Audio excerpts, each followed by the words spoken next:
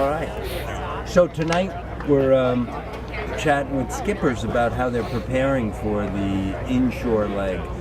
But since it's the first time we're catching up with you since the race started, maybe you could speak about how you got involved with this race and what you've provided for it, please. Well, it's such a cool event. You know, it's so great to see the Atlantic Cup take, a really growing class like these Class 40s that are becoming so popular in the, you don't have to have a big time professional program going. And so our market, which is solar panels, mostly solar panels and high-end lithium battery systems for yachts, is really for the average boater. And this is within reach for us to be involved, and we know a lot of people in the fleet.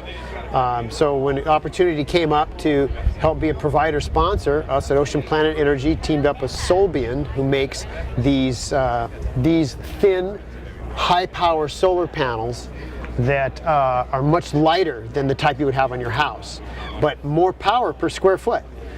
So they're perfect for boats, cruising and racing boat applications. And so we came up with some small portable ones sort of as a gift and as an example of what we can do that we gave to each boat. Each boat got a little portable Solbian, or what we call an all-in-one panel that has the solar controller built into it. Most panels like these, there's a device inside the boat, it's a solar charge controller to regulate the voltage to the battery.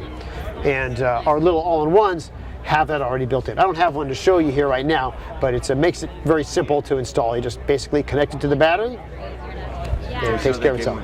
Put it. Yes, we set them up with cigarette plugs. That's an optional. That's one way to connect it to your battery. There's different ways to do it, but that makes it convenient. And you just throw the panel out somewhere where it's in the sun, plug it into your cigarette thing, and whether it's your car or your RV or your boat, it's a convenient way to get some charge to the battery, keep it from going dead. And how important is solar energy to a Class 40 boat? Well, to these guys, these boats, if you notice, they have quite a bit, and some of the other boats have way more panels even than this one, is that if they can run all of their loads, autopilot, navigation, lights, computers, without having to charge with the engine, it saves them time when they're racing.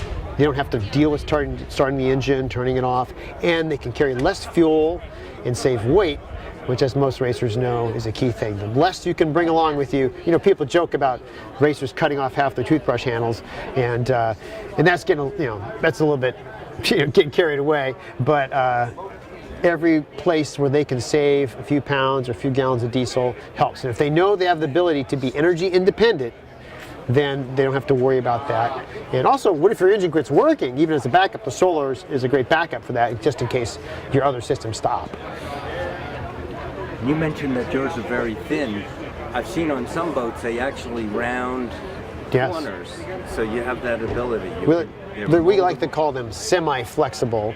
In the old days, you could get panels you could literally roll up, but what they call amorphous cells, and those are great because you can roll them up, but they're very low power. These ones are like 5 times the power per square foot, and you can't roll them up, but you can mount them on a curved surface. Some of these boats have actually pushed that limit. I'm a little bit worried they're bending them a little too much, but I haven't heard of any problems yet.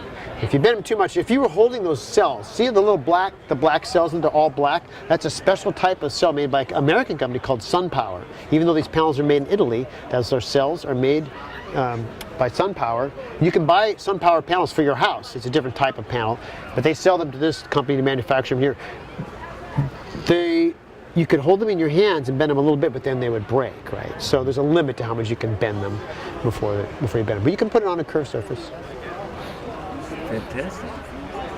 Would you like to say anything else about your involvement with the class, or how it feels to be around short-handed and solo boats? Yeah, you're right. It is. I do get the bug when I'm around these boats again, and I have to, hold back. I'm building the business now. That's where I'm focused. I've been twice around the world solo. That's enough, even for me. So I'm doing good. It's good to see you, Billy. It's good to see you, mate.